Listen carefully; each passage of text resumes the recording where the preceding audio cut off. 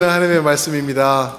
오늘 말씀은 사도행전 1장 12절부터 26절에서 보실 텐데요. 사도행전 1장 12절부터 26절인데 그 중에서 저희가 12절부터 14절 세 구절만 우리가 읽으시면 좋겠습니다.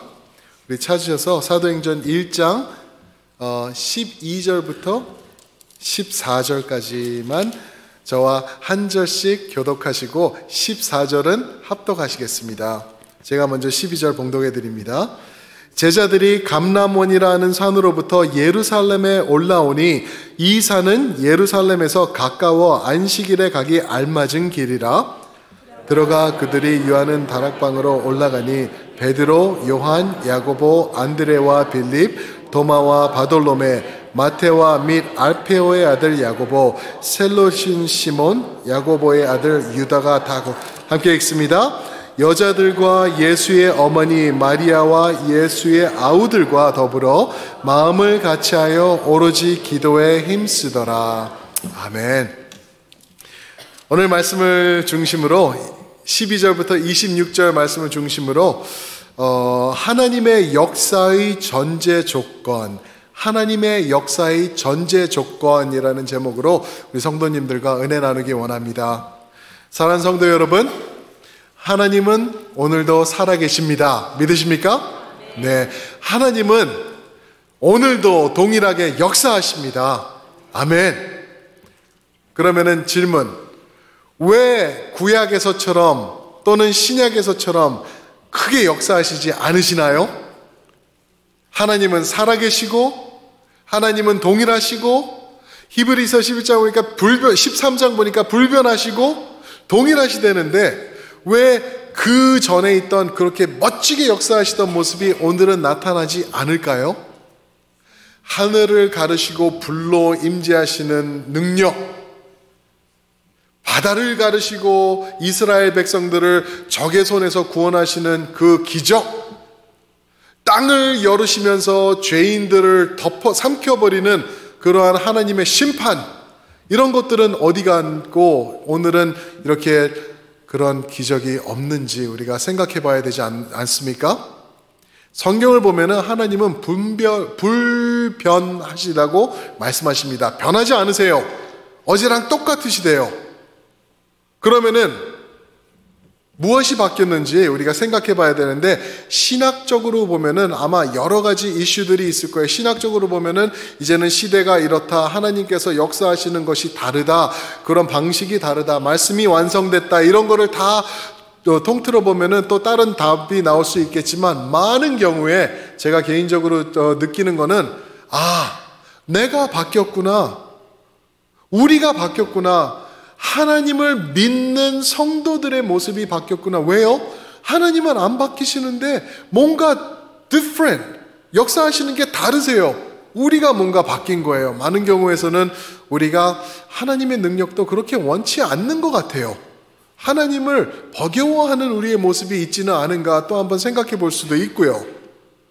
그러면서도 우리는 하나님의 능력을 또 바라는 모습도 있어요. 그래서 초대교회의 모습으로 돌아가자, 그러한 말씀도 있고, 교회들 이름도 그렇게 초대교회라고 짓기도 하고 또 그런 거를 보지 않습니까? 초대교회에 역사가 있으셨어요. 확실해요. 그게 사도행전의 말씀인데, 우리가 이거를 봐나갈 때 이제 오늘 1장 마지막 부분을 통해서 하나님께서 초대교회에 왜 역사하셨나, 하나님의 역사하심이 임하셨던 그 전제 조건은 무엇이었나, 오늘 말씀이 저희에게 간접적으로 말씀해 주시고 계세요. 그것을 보면서 저는 바라기는 우리 첼트넴 교회가 2020년도에 이런 모습으로 들어갔으면 하는 마음이 간절합니다. 이것을 통해서 하나님의 임재하시는 능력, 성령님의 역사하심 우리가 체험하게 될 줄 믿습니다. 아멘. 그러기 위해서는 이러한 모습이 있었어야 되는데, 제자들을 통해서 보여주는 모습이 무엇인가? 첫 번째가 순종입니다. 순종. 제자들의 순종. 순종 없이는 하나님의 역사는 없다고 말해도 과언이 아닙니다. 오늘 14절 말씀해 보시면은, 12절 말씀해 보시면은 이렇게 써 있죠. 제자들이 감람원이라 하는 산으로부터 예루살렘에 돌아오니 이 산은 예루살렘에서 가까워 안식일에 가기 알맞은 길이라. 제자들이 어디 있었다고요? 감람원이라 하는 산에 있었는데 거기서 예루살렘으로 돌아왔대요. 영어로는 return 했대요. 무슨 말이죠? return 했다고 하면은 적을 예루살렘에다 이미 두고 있었다가 감람원이라는 곳에 갔다가 return 했다, 다시 왔다라고 말하고 있는 것입니다. 이게 순종의 모습입니다. 왜 그런지 아세요? 4절 말씀 한번 보실까요? 4절 말씀 보시면 예수님께서 마지막으로 하시는 말씀 중에 이런 말씀이 있죠. 사도와 함께 모으사 그들에게 분부하여 명령하여 이르시되 예루살렘을 떠나지 말고 내게서 들은 바 아버지께서 약속하신 것을 기다리라. 어디를 떠나지 말고요? 예루살렘을 떠나지 말고 거기에 거하며 기다리라 말씀하셨어요. 이것은 예수님의 분부라고 4절에서 말씀하고 계십니다. 예루살렘에 거하는 것은 그냥 우리가 있을 때를 찾다 보니까 예루살렘을 들어간 게 아니라 예수님의 명령을 따라 이 제자들이 그곳에 돌아와 있었던 것을 볼 수가 있습니다. 순종이라는 거죠. 그런데 재미있는 표현이 12절에 또 나오고 있죠. 예루살렘에서 가까워 안식일에 가기 알맞은 길이라. 안식일에 가기 알맞은 길이라. 이게 무슨 표현일까요? 무슨 말이냐면은 유대인들에게는 거리가 참 중요했어요. 그래서 하나님께서도 명령하실 때 여호수아 3장 4절 말씀을 보시면은 이제 요단강을 하나님께서 가르시고 이제 이스라엘 백성이 지나가게 되죠. 지나가게 되는데 맨 처음에 앞장서서 가던 게 무엇인지 아시죠? 먼저 언약궤가 지나갑니다. 그리고 뒤에서 이스라엘 백성들이 따라가는데 언약궤와 이스라엘 백성들을 따라가는 그 거리를 하나님께서 정하셨어요. 2000규빗이다. 그래서 2000규빗을 두고 내가 갈 때 따라오면은 너희가 행할 길을 내가 보이리니 라고 말씀하셨습니다. 그래서 2000규빗이 이스라엘 백성들에게는 참 중요한 거예요. 그래서 2000규빗을 두고 이 안식일날 우리가 움직일 수 있는 거리다라고 랍비들이 그렇게 얘기를 했습니다. 왜 그런지 또 아세요? 랍비들의 전통에 의하면은 이스라엘 백성들이 광야에서 40년 유거를 할 때 하나님의 장막을 성막을 중심으로 자기네들 장막들이 이렇게 둘러싸여 있었죠. 그렇죠? 하나님의 성막이 있었고 이스라엘 백성들이 12지파를 따라서 이제 자기네들 장막이 이렇게 있었는데 가장 성막에서 멀리 떨어져 있던 장막의 거리가 성막으로부터 이 장막까지가 2000규빗이었대요. 어디까지가 진짜인지는 확인된 거는 없어요. 그런데 그게 랍비들이 가르치던 내용이었습니다. 그래서 이 사람들이 한 말이 안식일날 우리가 움직일 수 있고 걸어갈 수 있는 거리는 2000규빗으로 제한한다라는 게 법으로 만들어졌던 거예요. 2000규빗이 오늘날로 하면 얼마나 긴 거리인가 보면은 half a mile, 반 마일이나 4분의 3마일 정도, 1마일이 채 안 되는 거리예요. 그 거리라는 거죠. 근데 그 거리에서 있던 곳이 감람산이에요. 그리고 거기서 이제 제자들이 그 2000규빗을 지나서 예루살렘으로 들어오고 왔다 하는 그러한 말씀이죠. 이게 예수님의 말씀에 순종하면서 나아가는 모습입니다. 여기서 생각해 볼 게 이 순종이 이 예수님의 분부하심 앞에 명령하심 앞에 하는 이 순종이 과연 하기 쉬운 거였을까 생각해 보면은 제가 볼 때는 아닌 것 같아요. 왜 그런지 아세요? 이 제자들이 예수님이 잡히셨을 때 어떠한 모습을 취했던 제자인들지 기억하시죠? 단 한 명도 놔두지 않고 어떻게 됐다? 뿔뿔이 흩어져서 도망갔던 제자들이에요. 우리를 이끄시던 예수님이 잡히시고 채찍 맞으시고 이젠 십자가로 가게 되니까 나 몰라라, 나 살려라, 걸음아 나 살려라 하고 도망갔던 제자들입니다. 그런데 이 사람들이 모였던 곳이 어디라고요?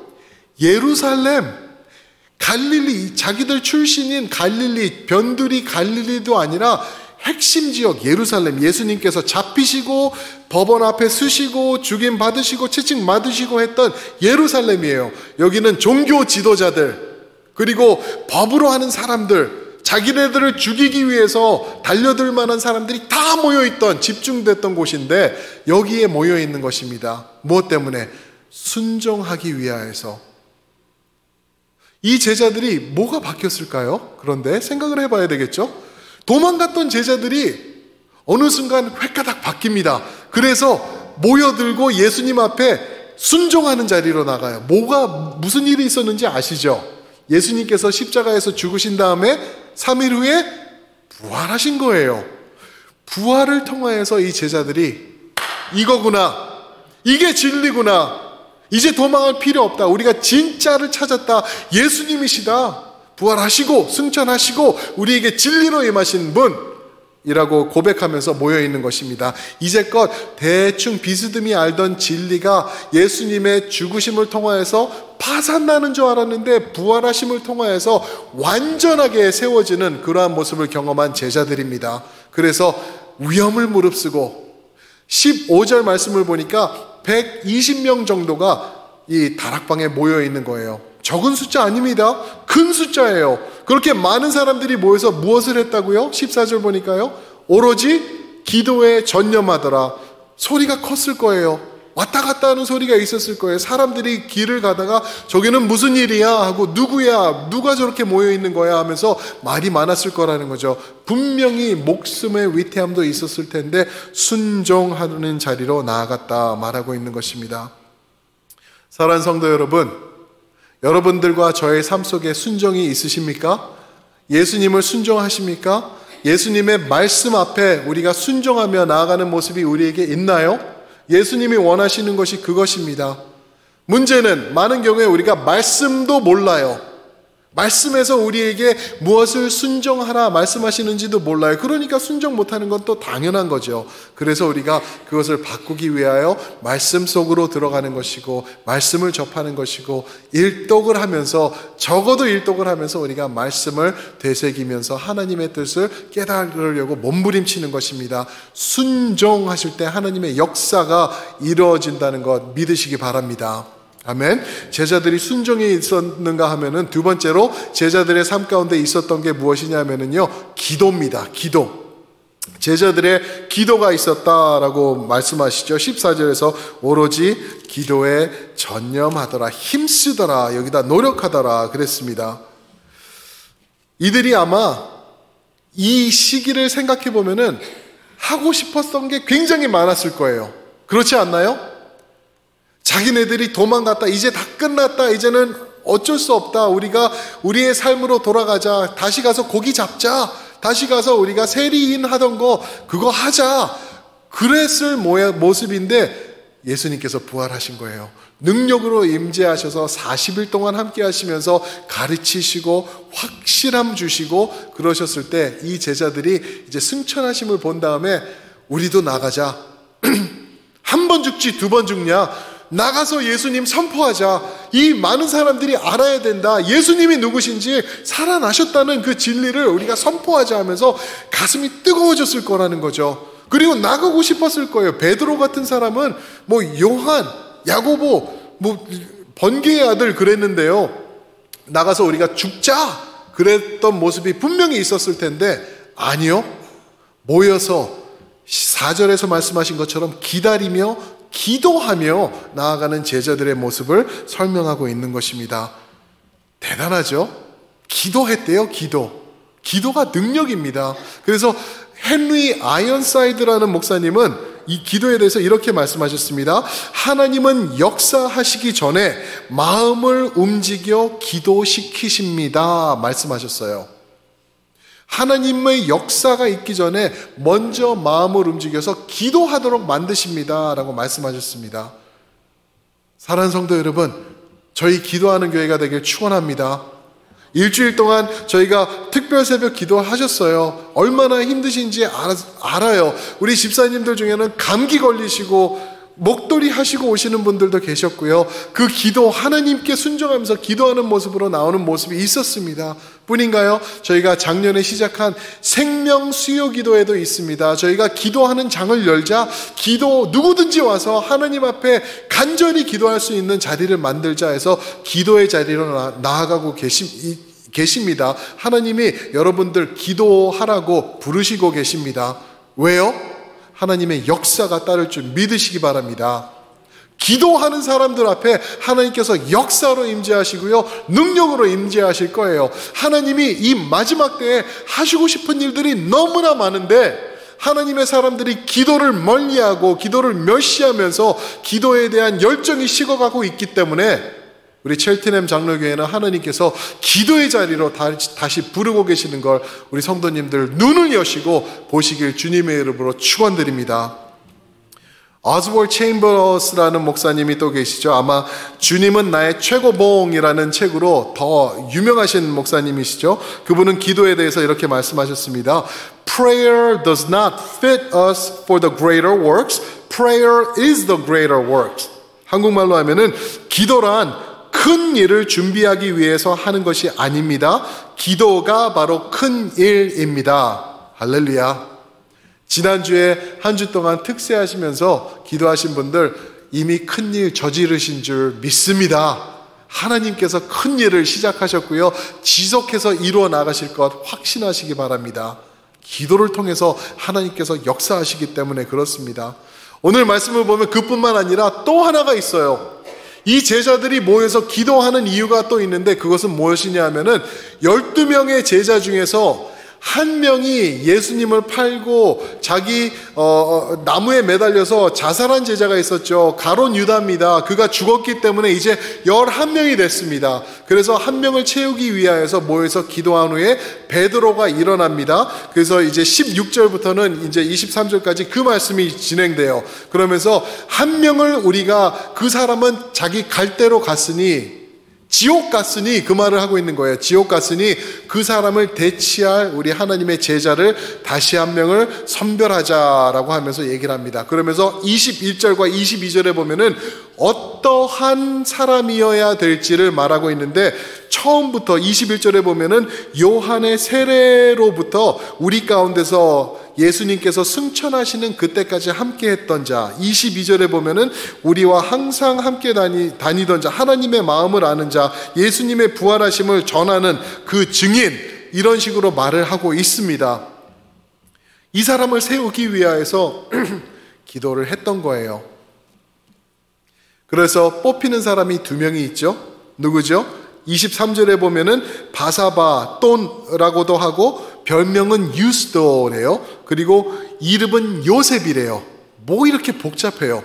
바사바인데 별명은 유스도고 이름은 요셉이니 세 가지 다른 거로 불러주던 아주 정확한 사람이죠. 그 사람이 하나고 또 하나는 마띠아다.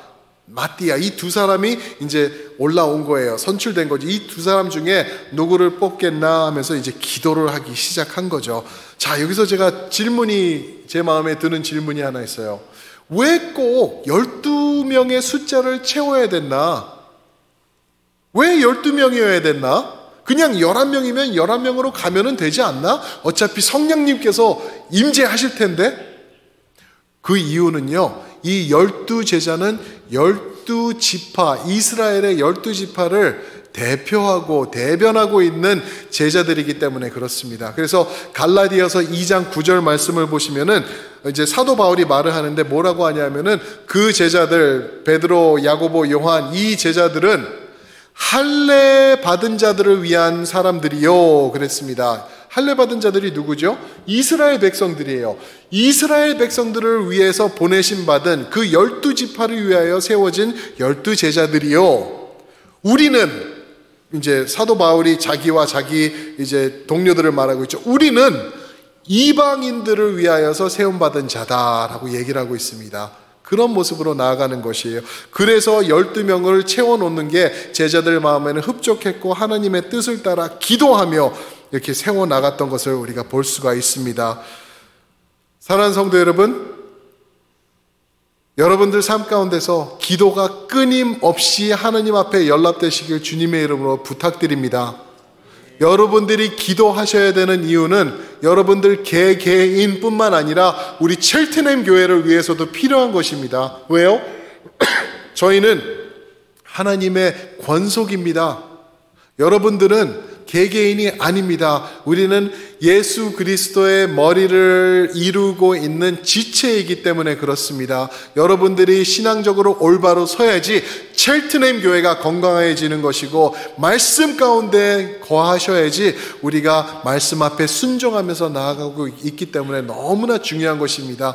기도가 여러분들 삶 가운데서 말씀과 함께 상식이 되시길 예수님의 이름으로 축원드립니다. 아멘. 그런가 하면은 기도뿐만이 아니라 이 제자들이 하나님의 역사를 체험할 수 있었던 데는 세 번째 것이 있어요. 이것도 너무나 중요한 건데, 그것은 뭐냐면은 제자들의 결정 또는 결단이 있었습니다. 조금 더 자세히 말씀을 드린다고 하면은 제자들의 하나된 결정이라고 말씀드릴 수가 있어요. 하나된 결단. 제자들이요, 이 사람들이 지금 몇 명인 줄 아세요? 15절 말씀을 보니까 120명이래요. 120명. 그 사람들이 한 마음으로 모여 있었던 거예요. 저는요, 있지 않습니까? 제가 친한 사람들하고 밥을 먹잖아요. 뭐 주변에 있는 목사님들 또 우리 성도님들하고 먹을 때, 식사하고 그럴 때요, 뜻이 안 맞을 때가 너무나 많아요. 밥 한 끼 먹는데도 그래요. 뭐 먹을래요? 그러면은 이제 제가 살 때는 제 마음에 생각하고 있어요. 오늘은 짬뽕인데. 그러고 있는데 저 사람이 갑자기 얘기할 때, 그냥 오늘은 우리 삼계탕 먹읍시다. 아니면은 포 먹어요. 그러면은 이게 마음이 안 맞는 거예요. 뭐를 가지고요? 오늘 뭐 먹는지 그거 하나 가지고도 마음이 갈라지는 거예요. 어떤 사람들, 내가 아는 사람들, 친한 사람들, 코리안 피플, 한국 음식, 그거를 결정해서 먹으면 되는데 몇 사람 가지고도 이게 마음이 안 맞는 때가 우리가 종종 있지 않습니까? 120명 제자들이 모였습니다. 그런데 그들 마음이 하나가 되어서 이 제자 중에서 결정을 하게 되는 모습이 이제 나오고 있죠. 어떻게 이게 가능했을까? 또 그거 버릇을 더 힘들게 하는 모습이 어디 있냐 하면은요, 이 사람들이 한 마음으로 움직이는데 어떠한 사람들이었는지 보시죠. 13절 보시면은 제자들 이름이 쫙 나와요. 전부 다 강한 사람들이에요. 갈릴리 사람들이에요. 거기다가 14절을 보실까요? 14절 보시면은 여자들과 예수의 어머니 마리아와 예수의 아우들과 더불어 마음을 같이 하였대요. 누가요? 예수님의 어머니와 예수님의 아우들. 저는 이 말씀을 보면서 무슨 생각이 드는지 아세요? 이게 얼마나 특별한 사람들인가라는 생각이 드는 거예요. 특별 대우를 이 사람들이 말을 했었어야 되지 않나 할 정도로. 누구예요? 내가 당신들이 따르는, 인정하는, 받잖아, 승천한 그 사람의 애미요. 내가 그 사람 엄마야. 나를 특별하게 대해야지. 내 자리 어디 있어?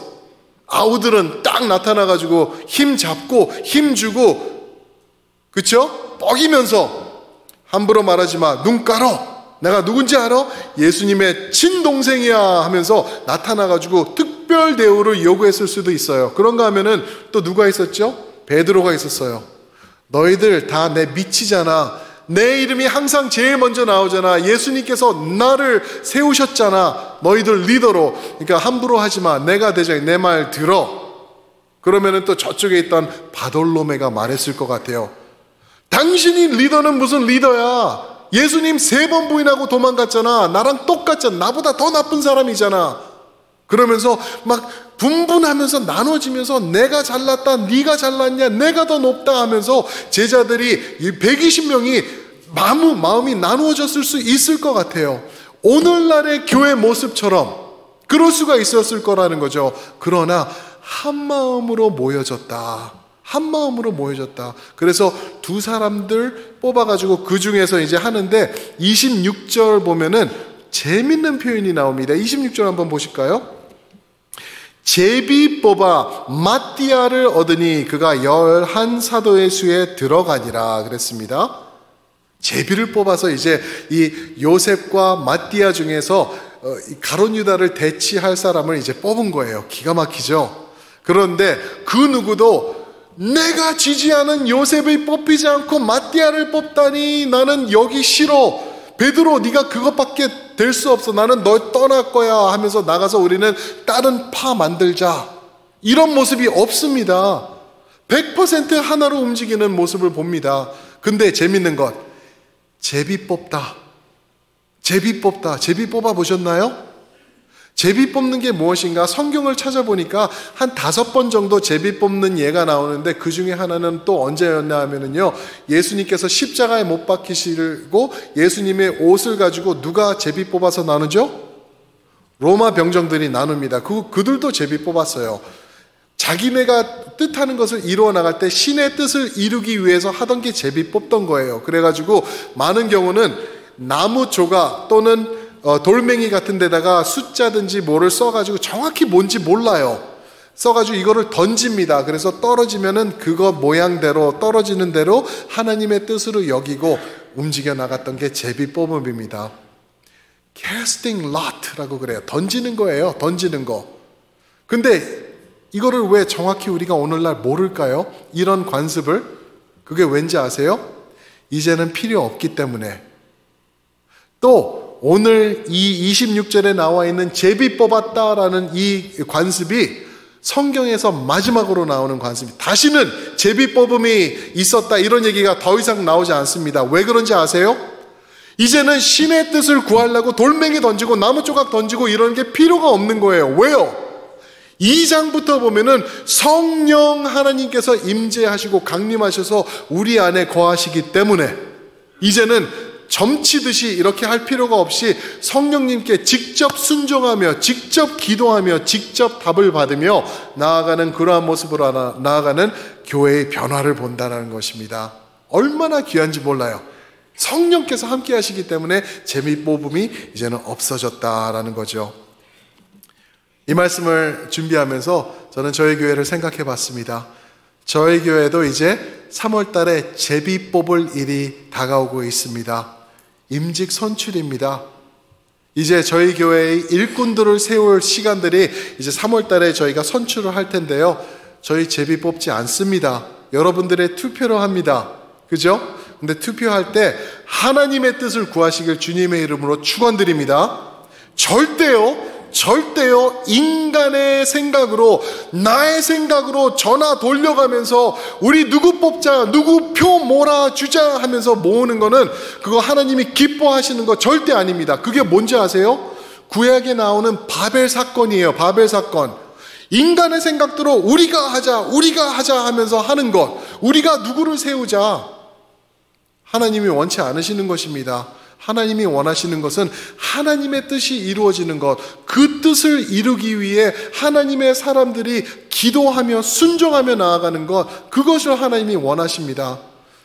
이렇게 말씀드려 어떤 분들은 그럴 거예요. 아이고 그게 완벽한 사람이 누구를 뽑을까? 도대체 누가 우리 다음에 장로가 되면 좋을까? 안수 집사가 되면 좋을까? 권사님이 되면 좋을까? 그러면서 아무도 없다 그러실 수도 있어요. 그런데 그게 정확한 겁니다. 아무도 없어야 되는 게 정확한 거예요. 완벽한 사람이 있어. 저 사람은 누가 봐도 장로감이 하는 사람이 있으면은 그 사람 뽑으시면 안 돼요. 왜요? 그 사람의 개인적인 의의가 드러날 것이고 그 사람의 모습이 하나님의 영광을 가릴 수 있기 때문에 저희는요 예수님의 방식을 따라야 됩니다. 예수님의 12제자를 뽑으실 때 어떻게 하신지 아시죠? 제일 먼저 기도하셨어요. 밤새 기도하시고 나가서 제자들 뽑으셨습니다. 그런데 완벽한 자들을 뽑으셨던가요? 그러셨나요? 아니요. 하나같이 문제 있던 사람들이었어요. 하나같이 문제 있던 사람들 예수님께서 뽑으시고 품으시고 3년 반 동안 이끄시고 가르치시니까 그 다음에 완전해지던가요? 아니요. 결정적인 순간에 다 도망가던데요.